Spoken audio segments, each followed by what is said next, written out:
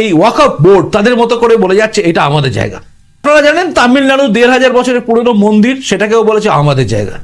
মানে এমন এমন জায়গায় বলেছে, এমন এমন কিছু দাবি করেছে যে দাবিগুলোতে সবাই আঁতকে উঠছে, চমকে যাচ্ছে। এই ওয়াকফ বোর্ড এর পাল্টা হিসেবে সনাতন বোর্ডের কথা কিন্তু আওয়াজ উঠে গেছে এবং সনাতন বোর্ডের দিকে কিন্তু এগোচ্ছে সনাতনীরা। অর্থাৎ এই যে জায়গাটা, টেন্সড জায়গাটা, এটা নিয়ে কিন্তু ওয়াকফ অ্যামেন্ডমেন্ট চলছিল এবং ওয়াকফ অ্যামেন্ডমেন্ট নিয়ে আপনারা জানেন এই রাজ্যে কল্যাণ ব্যানার্জি থেকে শুরু করে সবাই কিরকম ভাবে বিরোধিতা করেছে। জেপিসি জয়েন্ট পার্লামেন্ট কমিটি যেটা আছে, পার্লামেন্টারি কমিটি, তাতে কিন্তু এই আলোচনা চলছে। জেপিসিতে কিন্তু এটা নিয়ে আলোচনা চলছে এবং শুনে রাখুন, এটা যেটা হচ্ছে এই মুহূর্তে সবচেয়ে বড় ব্রেকিং নিউজ, সেটা হচ্ছে 24-25 মানে আগামীকাল আর পরশু এই দুদিন কিন্তু এই যে জেপিসি যে বসা হয়েছে, মানে এই যে কমিটিটা তৈরি করা আছে, তারা কিন্তু এই সমস্ত বিষয় নিয়ে, মানে অ্যামেন্ডমেন্ট নিয়ে কি হয়েছে, বিলটা কিভাবে হয়েছে তা নিয়ে ধাপে ধাপে বিশ্লেষণ করবে এবং ধাপে ধাপে সেগুলোকে রাখবে।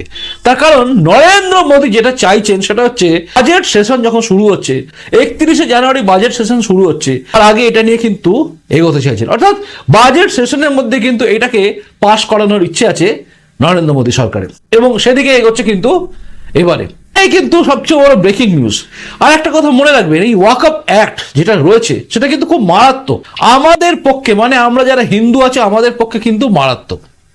ওয়াকফ বোর্ড ওয়াকফ অ্যাক্টের বলে এতটাই তাদের ক্ষমতা আছে যে তারা চাইলে যে কোনো সম্পত্তি, যে সম্পত্তি মনে করছে এটা ওয়াকফ হয়ে গেছে, সেই ওয়াকফ বলে এটা নিতে পারে।